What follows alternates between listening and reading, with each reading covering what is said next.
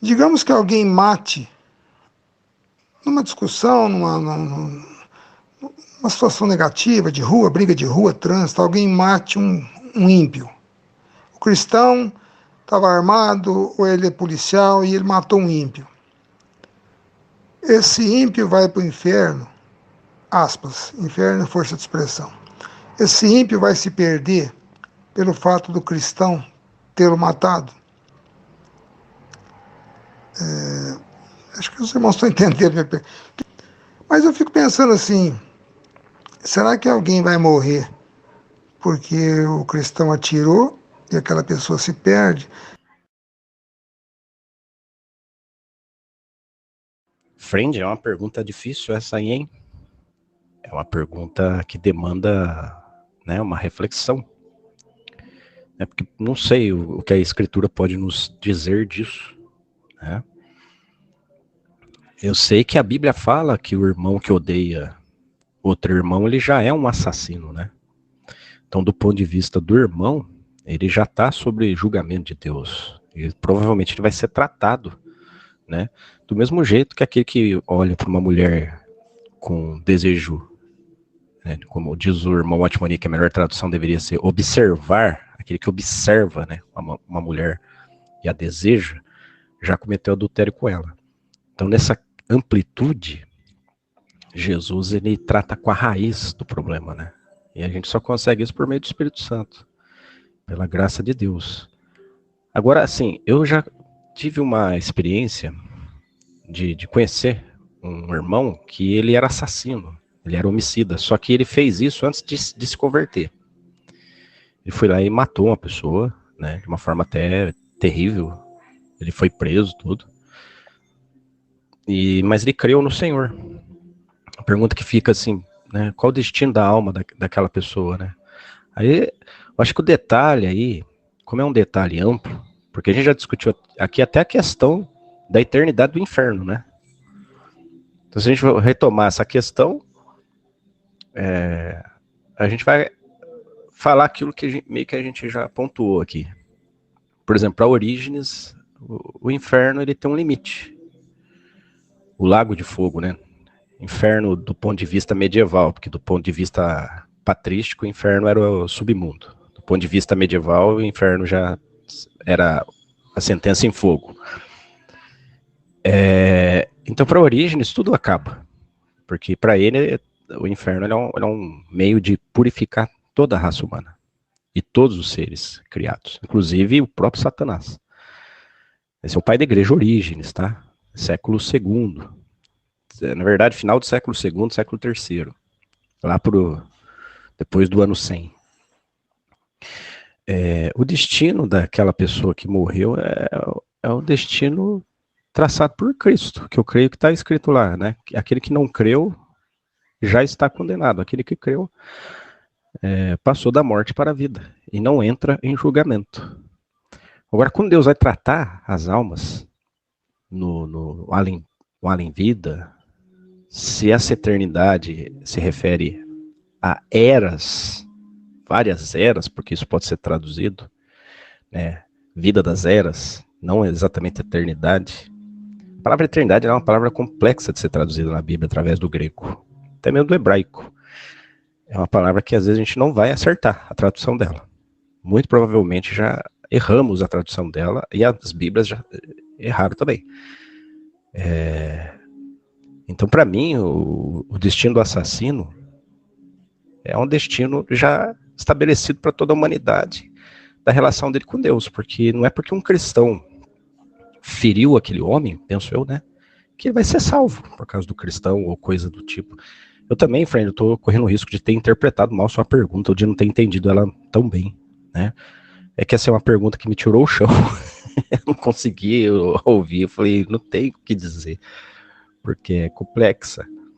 Mas é aquelas discussões que a gente já vem tendo. Permita um corte aqui para não alongar. As discussões que a gente já vem tendo, né? É quando Deus vai tratar com a humanidade, o fogo é literal, o inferno é de fato aquilo que está no imaginário de Dante, os tormentos, como vai ser isso, né? Então são coisas que a gente infere, são inferências, os pais da igreja também divergiram nisso, né? E não só nessa questão da divergência do inferno, mas na divergência até da Guiena, né? Do ponto de vista disciplinatório. Por exemplo, Orígenes falava que a Guiena, quando ele começou a ler a Guiena no Antigo Testamento, ele chegou à conclusão que aquilo era um meio disciplinatório para o judeu. Interessante, eu não tinha percebido essa citação, essa visão.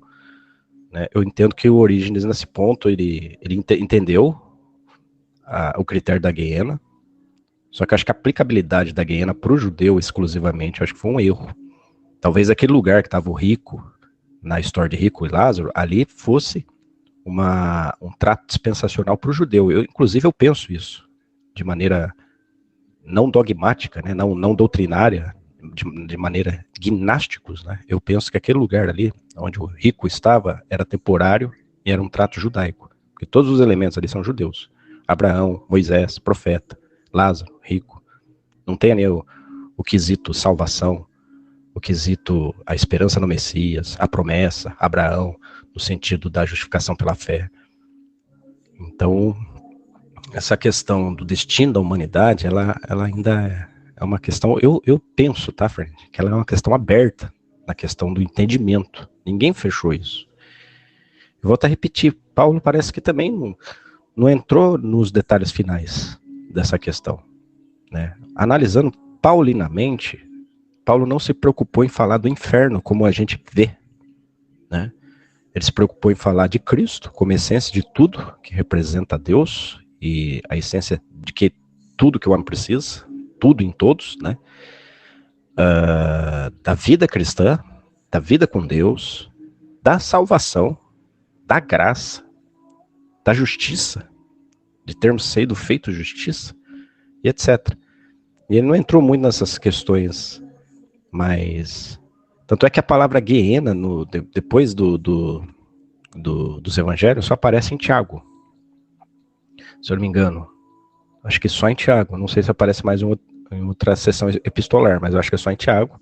Talvez lá em Apocalipse, mas não com o termo Guiena, né? Já com a expressão lago de fogo. Bom, amigos, é o máximo que eu consigo falar. Não tem condição nenhuma. Eu acho que quem poderia nos dar um parecer mais amplo seria o escriba, Daniel. Mas é claro que o Gustavinho tem algo também para nos fornecer. Porque ele já leu, ele tem conversa com o friend Dani, ele é leitor voraz das escrituras e de livros de irmãos como Otmani e Robert Gouveia. Então creio que o nosso friend Gustavo vai nos clarear. E se possível também o nosso amigo Dani. É o máximo que eu consigo dizer aqui nessa pergunta tão honrosa e importante, friend, que você fez, mas que foge totalmente da minha capacidade.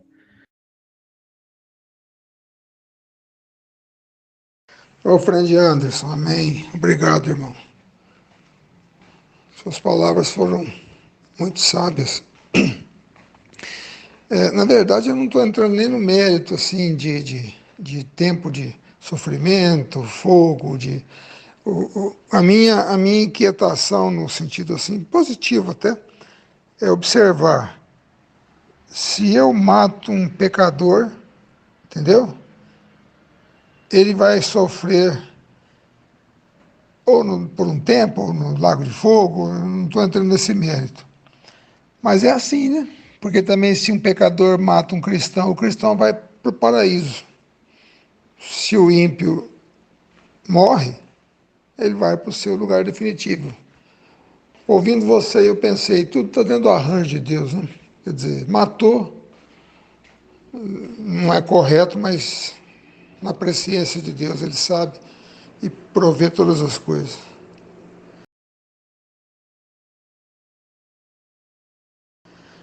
Nessa questão de um crente, sem querer, por exemplo, sendo um policial, matar um incrédulo, eu penso que o destino do incrédulo não tem a ver com se ele morreu ou se ele está vivo, mas se ele creu ou não no Senhor Jesus, né? Agora, nós já conversamos aqui algumas vezes né, e a gente poderia se alongar aqui com mais tempo, mais pausadamente, para dizer que a pergunta é em relação ao incrédulo, né? Não em relação ao cristão. O cristão, Deus tem um tratamento para ele. Primeiro que eu li um estudo do irmão George Henry Lang, onde ele mostrava que um cristão não deve se envolver nem com política e nem com defesa civil. Seria inadequado um cristão fazer isso. E ele tem lá os fundamentos bíblicos para dizer isso, sabe? Tudo tem a ver com questão de qual tipo de aliança, em qual tipo de aliança nós estamos. Aí você fala, mas tem pessoas que se convertem já sendo políticos ou sendo policial. Como é que fica nesse caso? Bom, nesse caso você aplica o princípio de 1 Coríntios 7. São princípios mostrados por Paulo ali, né, que aquele que foi chamado sendo escravo é livre no Senhor. E aquele que foi chamado sendo livre é escravo em Cristo. Se estás circuncidado, não desfaça a sua circuncisão. Se foste chamado incircunciso, não te circuncides. Então, o princípio é esse. Se ele se converteu sendo policial, é outra história. Se ele se converteu dentro da política, é outra história. Aí ele tem que guardar o princípio, tanto dentro da política como da polícia, respeitando os critérios de Deus, para com a questão da política e do sistema civil de defesa, ou militar de defesa, que é o quê? Deus tem uma aliança com os povos gentios. Ele tem uma aliança com os povos gentios. E a aliança dele com os povos gentios tem a ver com a aliança de Noé. É a aliança noética, feita no dilúvio. Feita pós-dilúvio, né? E os termos daquela aliança são os termos que devem ser guardados. Eu estou respondendo a pergunta da questão do cristão sendo policial ou político, porque eu sei que isso pode suscitar dúvida depois para falar sobre o bandido que acabou morrendo por causa de o cristão ter matado ele. Bom, continuando o assunto da polícia e do Estado, da política, em relação ao cristão. Se ele se converteu já sendo político ou policial, ele não necessariamente tem que sair da polícia ou do governo. Ele pode ficar até o mandato dele acabar ou a dispensa dele do serviço militar policial.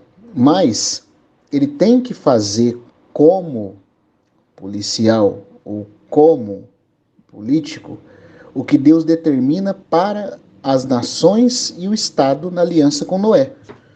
Porque veja, como cristão nós estamos debaixo da aliança da graça. E os mandamentos que regem a nossa vida como cristão são os mandamentos que aparecem no Sermão do Monte. Agora, os mandamentos do Sermão do Monte, por exemplo, nos proíbe de se vingar, nos proíbe de revidar, nos manda dar outra capa, dar a túnica, né? Nos manda... Da capa não, se alguém pleitear contigo a capa, dá-lhe também a túnica, né? É assim que está escrito. Nos manda dar outra face. Então, um cristão tem que, debaixo da aliança da graça, respeitar isso. É isso que ele é. A aliança do Sinai foi feita para com Israel. Israel, sim, está autorizado a usar a espada, está autorizado a se defender, está autorizado a pegar arma de fogo, está autorizado, porque Israel está no princípio da justiça, da lei. Os cristãos estão no princípio da graça e da misericórdia, né? Então nós temos que respeitar o código do monte, do Sermão do Monte do Senhor Jesus, porque ali estão as leis do reino, as leis para cristãos. A aliança no Sinai é uma aliança feita com Israel. Deuteronômio, com todas aquelas recomendações ulteriores de Moisés, tem a ver com Israel. E o que Deus determina para as nações, para o Estado, para o governo humano, é a aliança de Noé. Então todas as nações têm um dever para com Deus de executar os termos governamentais da aliança de Noé. Agora, se um cristão é político ou é policial, ele não tem que fazer leis cristãs dentro da política. Porque não foi para o mundo que Deus deu o Sermão do Monte. O Sermão do Monte é para quem já é filho de Deus. É para quem já tem a vida de Deus para poder obedecer a Deus. Como diz o irmão Christian Shen, nós nunca podemos viver a vida cristã sem ter a vida cristã para ser vivida. Né? A vida cristã é Cristo. Cristo é a vida do cristão. E por isso ele pode viver uma vida cristã. Agora, é a pior loucura e desentendimento do mundo, cristãos evangélicos, dentro da bancada evangélica, tentando fazer leis cristãs para um mundo incrédulo. Não é para o mundo que Deus deu as leis cristãs. As leis cristãs estão restringidas a quem nasceu de novo, a quem está dentro do código do Sermão do Monte do Senhor Jesus. E aquilo ali é tudo para quem é discípulo, para quem creu, para quem é filho. Ele fala de ser, no Sermão do Monte, por exemplo, ele fala que o nosso Pai Celeste, então, ele nos trata como discípulos e filhos no Sermão do Monte. Para esses, o Sermão do Monte foi dado. Agora, para as nações, o que rege é a aliança de Noé. Na aliança de Noé tem alguns termos que Deus exige das nações, e Deus vai vir cobrar o mundo porque as nações não têm guardado isso. Por exemplo, na aliança de Noé, existe pena de morte. Se um homem mata o outro e derrama sangue, é obrigatório que o Estado o mate também. Porque Deus determinou isso para as nações. E essa aliança com as nações nunca foi revogada. O Estado e as nações têm que respeitar o código noético. O código noético impõe a pena capital para o crime capital de homicídio. Ele manda os homens terem filhos e se multiplicarem. Hoje você tem leis querendo, na verdade, restringir a família, restringir, né, a criação de filhos. Está pecando também contra o código noético. Deus vai cobrar isso das nações. Deus manda o homem comer carne nesse código noético. Hoje o mundo está virando vegano. Deus manda o homem se espalhar pela terra. Está todo mundo querendo globalizar. Então você vê, Deus põe a autoridade do homem sobre as coisas, numa ordem hierárquica, mandando que o homem supervisione outro homem. Hoje está querendo relativizar tudo. Está querendo deixar todo mundo sem ter que prestar conta à hierarquia governamental. Então, isso é o que Deus espera das nações. Das nações. Deus não espera que o cristão ande no código noético, mas as nações sim. As nações são obrigatoriamente colocadas debaixo desse dever. Agora, se um cristão ele está na posição política ou policial, de proteção militar ou civil, ou político, e ele está fazendo algo dentro da área dele, na política, ele não tem que criar leis cristãs na política, ele tem que criar leis que respeitem o código noético, porque a posição dele é governo, é política. E se ele está dentro da polícia, ele tem que respeitar também, como policial, o código noético. Só que tem uma coisa. Se alguma coisa do código noético se choca contra o que ele é como cristão, a verdadeira vida dele é Cristo. A verdadeira vida dele é a vida cristã, onde ele se colocou debaixo do código do Sermão do Monte. Se ele tiver, por exemplo, que matar, aplicar pena capital, matando um bandido como político, sancionando uma lei para matar bandido, ou matando bandido como policial, essa seria a obrigação dele dentro do Estado. Ele tem que respeitar as leis que Deus deu para o Estado no Código de Noé. Só que a lei que o Senhor deu para ele no Código do Sermão da Montanha é mais elevada para ele do que o Código Noético. Então, com qual que ele vai ficar? Quando as duas leis se chocam, ele tem que ficar com a lei que está no Sermão do Monte. Por quê? Porque Cristo agora é a vida dele. E Cristo tem a primazia na vida dele. Então, por isso, o irmão Lang fala que um cristão deveria fazer de tudo para nunca se envolver com a política e nem com a questão militar. Porque vai chegar uma hora que, por respeitar obrigatoriamente o que ele tem que respeitar como político ou policial, ele vai ter que defrontar essas coisas. E aí, o que ele vai fazer? Quando dentro da lei noética, ele tem que fazer algo dentro da política ou dentro do sistema policial para respeitar a lei noética, que é dever do político e do policial respeitar, o cristão, no caso, muitas vezes vai chocar a posição dele como cristão, de acordo com o Sermão do Monte, com a lei das nações dada em Noé. E aí o que ele vai ter que fazer? Ele vai ter que agir como cristão, vai entrar em choque. Então não seria bom, nem um pouco, um cristão se envolver com isso.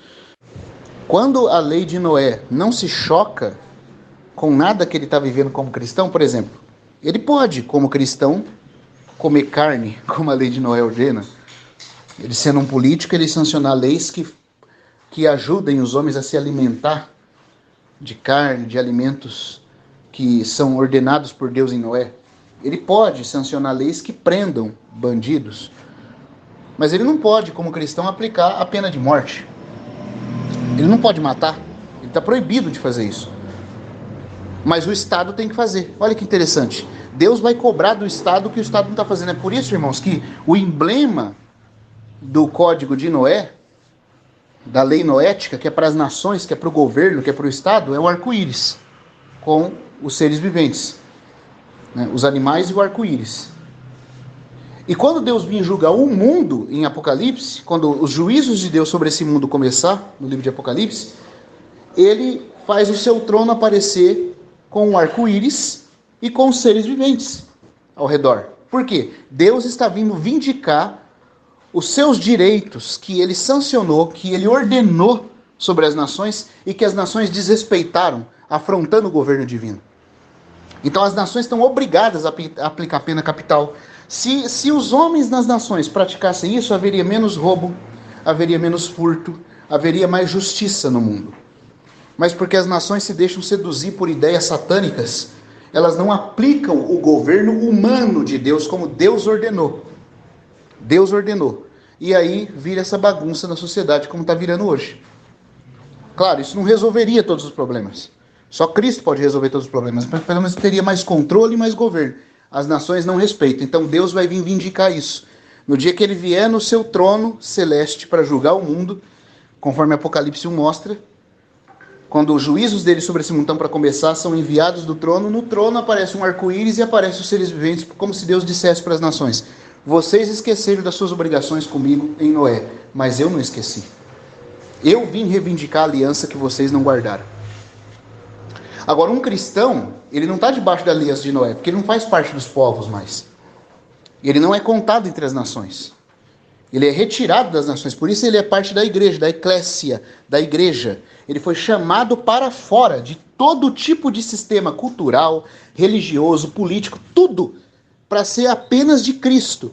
E no meio dos cristãos, Cristo é tudo em todos, nesse novo homem, nessa nova raça que ele inaugurou em si mesmo. Então nós estamos debaixo do código do Sermão da Montanha. E aí, esse é o problema. Como cristão, quando algum mandamento das nações, eu sendo cristão, se eu me envolver na política ou na defesa civil militar, e alguma coisa do Código das Nações que eu deveria guardar, sendo político lá dentro ou sendo policial lá dentro, se alguma coisa desse Código das Nações, que é a minha obrigação como político ou policial, se eu fosse político ou policial, guardar, mas se ele se chocar com o Sermão do Monte, eu sou obrigado, como cristão, a ficar com o Sermão do Monte. Só que tem um problema, eu não posso ficar com a lei do Sermão do Monte tentando fazer lei cristã para as nações. É por isso que eu não devo me envolver nas coisas das nações. Como cristão, eu deveria me abster de tudo isso. Eu deveria me abster. Ah, mas se eu me convertir sendo, aí faça o possível para, como político e para, como policial, fazer valer no seu mandato, no seu serviço, as regras que Deus dita para essa área. E são as regras que Deus dita para essa área são regras que têm a ver com o Código Noético. O Código da legislação, né, da instituição da aliança noética. Só que quando alguma coisa do Código Noético se chocar com o que você é como cristão, debaixo do dever do Sermão do Monte, eu tenho que ficar com o Sermão do Monte. E aí, irmãos, é que é o problema, porque fatalmente muitas coisas do Sermão do Monte não dá para ser aplicado dentro do Código de Noé. Porque o Código de Noé é para as nações. O Código do Sermão do Monte é para os cristãos. E o código sinaítico é para Israel. Então nós não podemos misturar as alianças. Nós devemos saber debaixo de qual aliança nós estamos e respeitá-las. O problema é que vira essa confusão, por quê? Porque ninguém entende. Desde a Reforma Protestante, seguido depois pela Igreja, desde antes, quando o cristianismo se tornou institucional na Igreja Católica, e depois veio a Reforma Protestante, os evangélicos e católicos nunca entenderam isso. Não entenderam as dispensações de Deus, não entenderam o lugar que cada um deve ocupar dentro do propósito de Deus que separou o mundo, a humanidade, em 3 grandes grupos: judeus, gentios e judeus, gentios e igreja. E para cada um desses povos Deus deu uma legislação. Então, como cristão, eu não devo me envolver na legislação das nações. Por quê? Porque muita coisa que Deus quer que eu viva como cristão, Ele só ordenou para as nações, Ele não ordenou para mim. E muitas vezes o que Ele ordenou para mim vai contra o que Ele ordenou para as nações.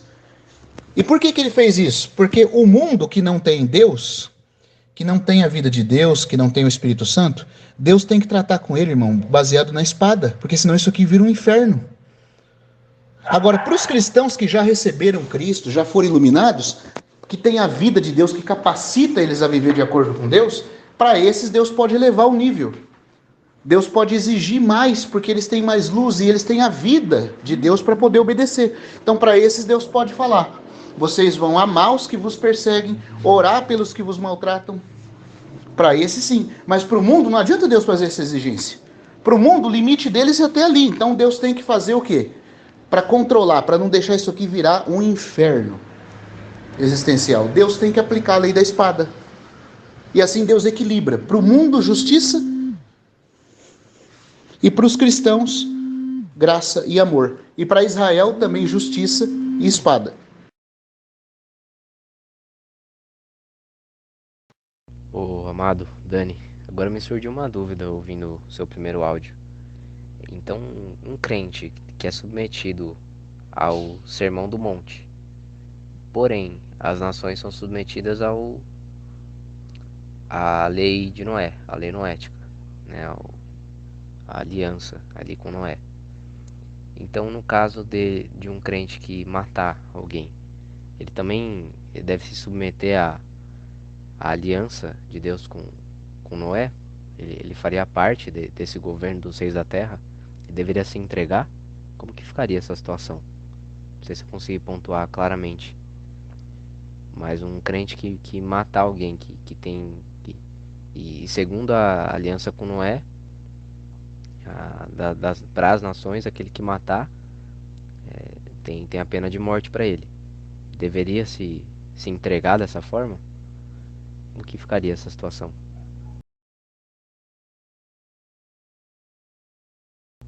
Ainda estou ouvindo o seu primeiro áudio, ainda nem falei sobre a questão da morte do indivíduo. Eu só estou falando da posição cristã. Veja como é que Deus é sábio, como diz o irmão Gino. O irmão Gino falava assim: Deus institui a igreja para ensinar a amar e perdoar e dar outra face. Então, quando o bandido chega e rouba um cristão, roubando a capa dele, o cristão não pode ir atrás do bandido para reaver o que é dele. Como cristão, a gente tem que guardar o Sermão do Monte se nós queremos ser vencedores. Mas o cristão pode pedir para a polícia ir atrás do bandido e recuperar. O Estado pode ir. E assim Deus equilibra as coisas. Deus dá a igreja para ensinar luz e verdade de Deus ao mundo, e Deus institui, porque Romanos 13 fala que o Estado é instituição de Deus, Deus institui o Estado desde Noé para poder guardar os seus filhos nesse mundo caído. Assim o Estado protege a igreja e a igreja ilumina o Estado. Agora, veja, isso não é o que acontece, porque o Estado está corrompido. As nações não querem guardar as regras de Deus. A pena capital, não querem infligir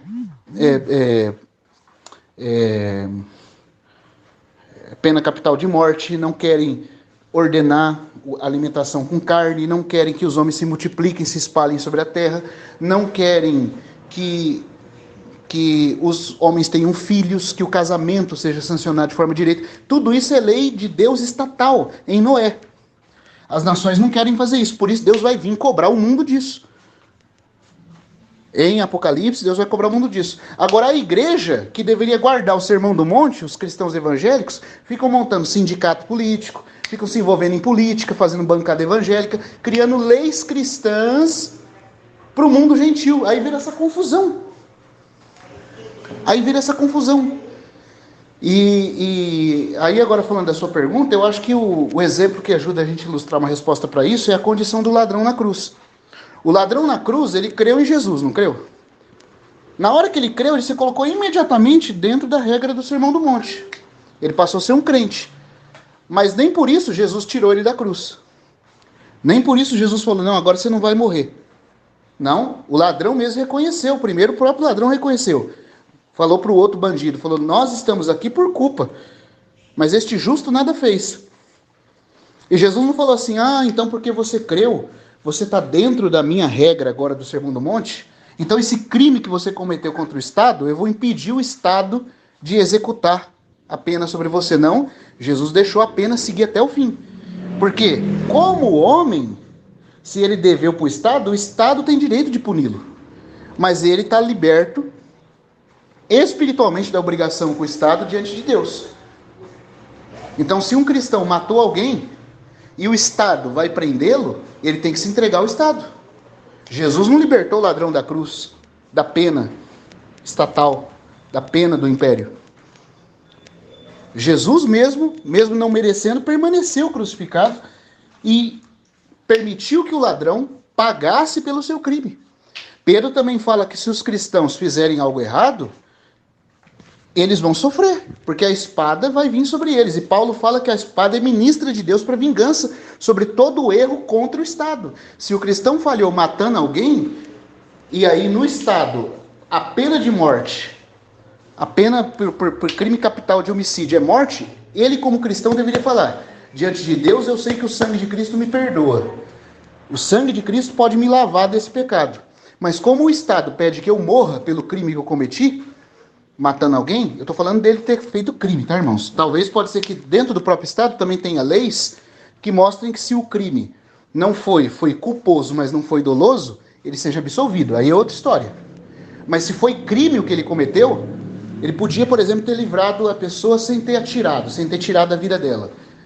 E ele agiu com má fé na hora por causa da ira e matou o cara. Se o Estado aplicar pena de morte para isso, o correto é que ele, como cristão, vai e se entregue ao Estado para morrer. Deus me perdoa no sangue de Cristo, mas o crime que eu cometi de pena capital tem que ser pago de forma capital. Como Jesus permitiu que o ladrão também fosse até o fim e morresse, não livrou o ladrão da cruz, mas perdoou o pecado dele. Agora, como cristão, a gente não deveria se envolver nas coisas do Estado. Nós estamos dentro de outra regra.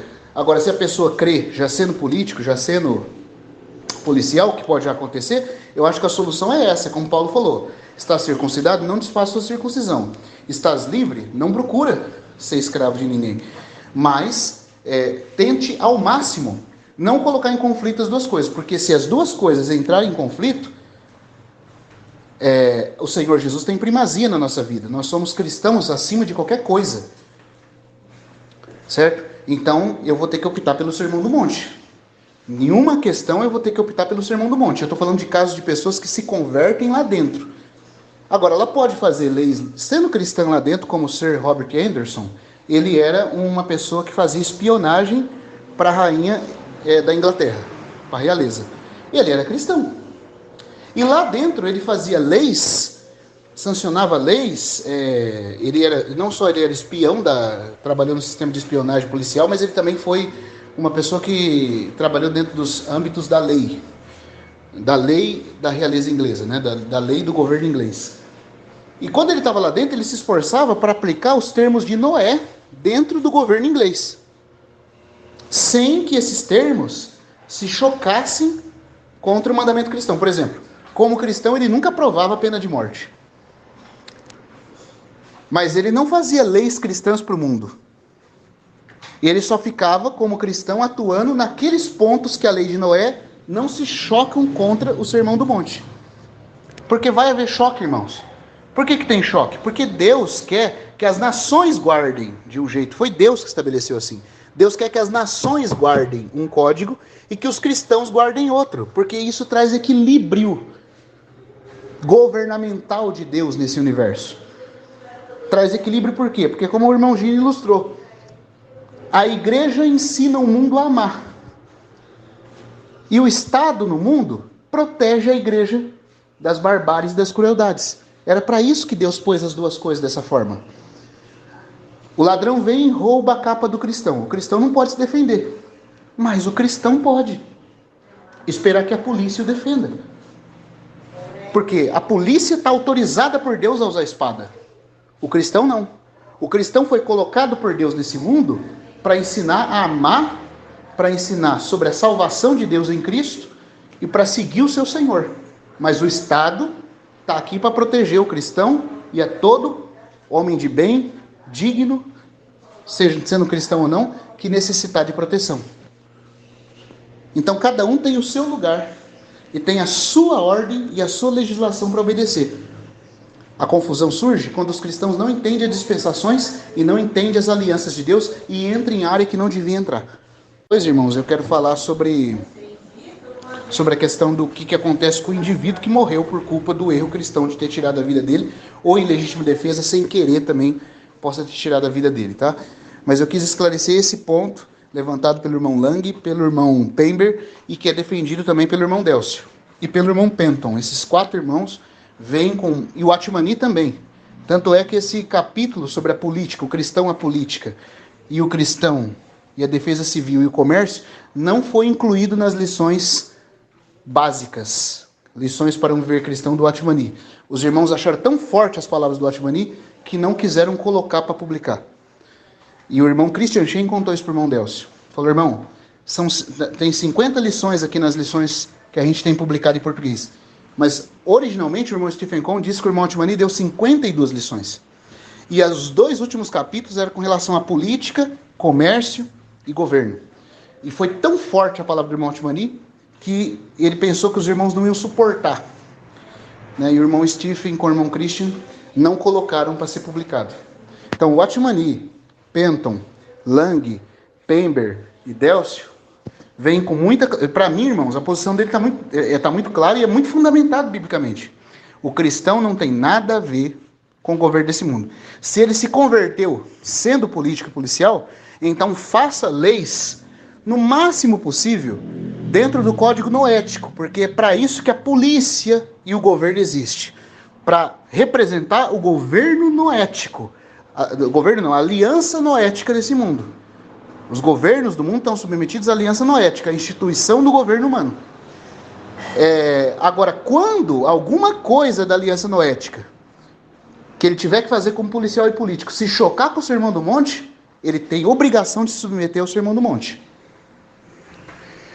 Então, essa é a posição deles. Aí depois eu continuo, tá? Se os irmãos quiserem entender sobre essas 3 alianças, tem um capítulo no livro do Pember, As Grandes Profecias, que ele fala das 3 linhas da profecia e as 3 alianças de Deus. As Grandes Profecias, volume 1. Pode ler lá que vai ser de bastante ajuda.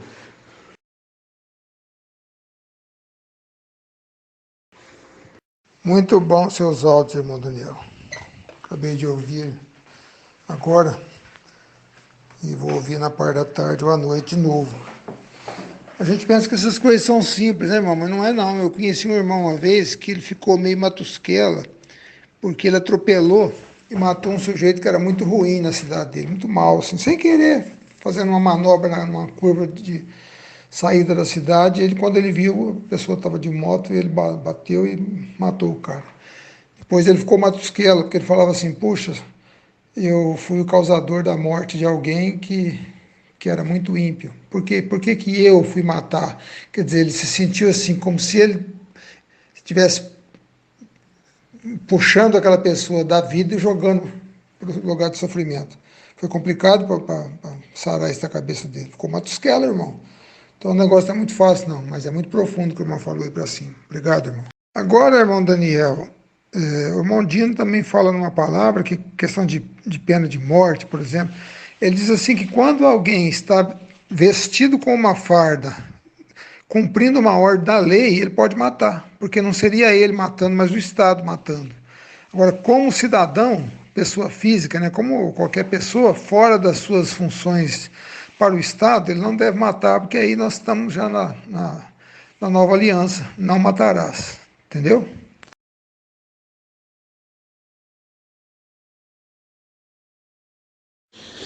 Então, Marcelo, é que um ponto que o irmão Gino levanta sobre isso, eu apreciei muito, mas tem um outro ponto que ele fala que, de forma respeitosa, eu discordo, divirjo dele, assim, com todo respeito. Mas por quê? O irmão Gino tinha algumas coisas que ele observava na palavra que, ao meu ver, são diferentes. Por exemplo, o que tem que ter primazia em toda a nossa vida? É a minha vida cristã. Porque não é possível que a posição que eu tenho diante da sociedade seja maior do que a obra do Senhor Jesus em mim e a posição que ele me deu eterna diante de Deus, a ponto de se unir a mim. Porque a Bíblia fala que nós estamos nele. E essa união é maior do que cultura, maior do que estado civil, maior do que condição cultural. Tanto é que depois que eu criei nele, a Bíblia declara que eu fui chamado para compor parte do seu corpo místico. E ele é um comigo, e ele se tornou a minha vida. A ponto de me crucificar com ele, me sepultar com ele, me ressuscitar com ele, me fazer ascender com ele nos lugares celestiais. Se o fato de eu estar usando farda me tira da posição de cristão, e aí me dá liberdade para agir como policial e não como cristão, eu pergunto, a hora que eu estiver usando farda e o Senhor fizer o arrebatamento, ele vai me ver como cristão ou vai me ver como policial? A hora que ele for me julgar no tribunal dele. Então são coisas, e também porque eu penso que o irmão Gino observava dessa forma, porque as parábolas de Mateus 13, que falam da corrupção do reino, exatamente por a igreja se misturar com o mundo, o irmão Gino enxergava de forma positiva. Não que ele enxergava de forma positiva a mistura da igreja com o mundo, mas ele falava que, por exemplo, a parábola do fermento, a parábola da mostarda, não eram coisas negativas, eram coisas positivas. Por exemplo, ele interpretava a parábola do fermento como sendo o cristianismo permeando a sociedade, se misturando nos diversos níveis da sociedade. Mas a gente sabe, e pelo menos eu penso, e acho que vocês também pensam, que a parábola do fermento não é negativa, não é positiva. Que a parábola do grão de mostarda, até pela explicação que o irmão Pember e outros irmãos mostram, ela não é positiva, porque a palavra mostarda ali, hortaliça no grego, a palavra mostarda ali no grego é usada para o pequeno hortaliça, uma coisa que cresce e fica pequeno. Até o irmão Pember põe a explicação disso. Então não é positivo. A igreja se institucionalizar e se misturar com a instituição governamental do mundo é negativo, porque o Senhor já fez a igreja para ser separada do mundo. Esse é o sentido de eclésia, separado para fora. Deus tirou ela dos vínculos nacionais, dos vínculos culturais, entendeu? Para que ela não se misture com essas coisas. A função dela aqui é ser sal e luz. A função dela aqui é promover a salvação dos homens, a iluminação do conhecimento de Deus sobre a terra, é testemunhar da vitória da ressurreição do Senhor Jesus e anunciar a vinda dele. É isso, ela não tem que se misturar com questões que são políticas e temporais. Mas como o irmão Gino via de forma diferente as parábolas de Jesus, veja como é que é o ponto aí. E, com todo respeito ao irmão, por ele ver diferente as parábolas do Senhor Jesus, ele interpretava que o fermento se misturando na massa é o cristão se misturando nas camadas da sociedade. Mas Jesus nunca comparou a igreja a um fermento. Ele compara a igreja a sal e luz. O fermento foi uma mulher que introduziu, não foi Deus. Então, assim, com todo respeito ao irmão, eu discordo dele nisso. Porque ele é cristão em todo lugar. Porque Cristo está unido a ele. E a união é tão vital que não só o espírito dele está unido ao Senhor, a alma dele está unida ao Senhor e até o corpo dele é santuário do Espírito Santo. De forma que os membros do corpo dele, de acordo com Romanos, devem ser oferecidos a Deus como instrumento de justiça. Ele não pode nem ter liberdade para fazer o que ele quer com o corpo dele. Porque o corpo dele, de acordo com Coríntios, é parte de Cristo também. Não só o espírito dele está unido ao Senhor, até o corpo dele faz parte do Senhor agora. E como é que eu vou, usando meu corpo, pôr uma farda para fazer o que o Senhor Jesus ordenou que eu não fizesse? Então, para mim, irmão, nesse ponto aí eu discordo do irmão, sabe? Discordo respeitando a pessoa dele como homem de Deus, que eu sei que ele era. Eu tenho até temor de falar, porque eu devo muito ao irmão Gino, muito mesmo, muito. Mas, assim como o irmão Delcio diverge, eu também divirjo dele nessa questão.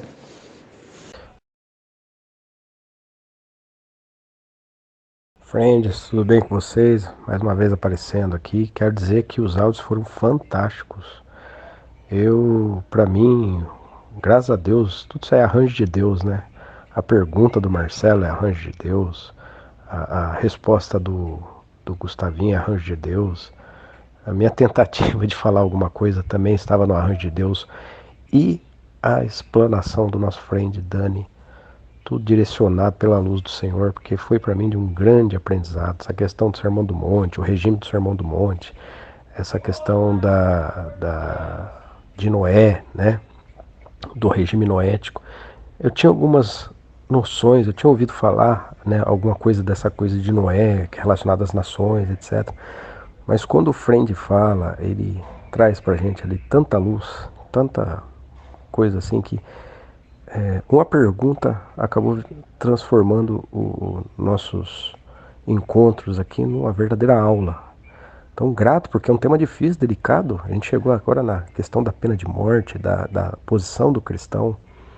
É muito parecido a posição que o friend falou ali, do nosso querido amado George Henry Lang, o Sr. Lang.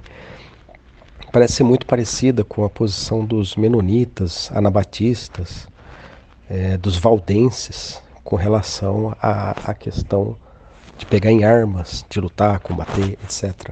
Muito parecido. E a justificativa desses irmãos que eu citei aqui, desses movimentos que aconteceram no passado, e que perduram de uma certa maneira até hoje, né, como reflexo e também com algumas comunidades ainda com uma herança espiritual desses irmãos e desses pré-reformadores, desses homens que apareceram ali para servir o Senhor com tanta dedicação, é que eles se apoiavam na mesma coisa que o friend Dani falou com relação ao regime, ao código, vamos dizer assim, ao código civil não, a lei, vamos dizer assim, a lei de Cristo, a lei, aquilo que impera, aquilo que supera, aquilo que está acima, que é o Sermão do Monte. Me fez lembrar algumas coisas que eu li desses irmãos, principalmente os valdenses. Então, o Sermão do Monte é o imperativo para o cristão, né? Os tratos de Deus na montanha, né? A primeira montanha com Moisés, a segunda montanha com Cristo. E as suas exigências, né? A sua justiça, tudo isso com vistas ao reino, né? Olha, praticamente eu posso dizer, com a graça do Senhor, que tem misericórdia de mim, mas sem precedentes isso que eu ouvi. Para mim é uma aula de um significado tremendo. Que mais coisas inusitadas e despretensiosas como essas aconteçam, e mais aulas como essas venham a acontecer, com cada um funcionando, cada um contribuindo, cada um falando, e a gente tendo ali um grande ganho nessa questão. Graças ao Senhor, eu só louvo o Senhor passando aqui para deixar esse registro. Valeu, my friends, sigamos nele, ele é a nossa luz. Bom fim de semana aí, vamos nos falando assim que tivermos mais oportunidades.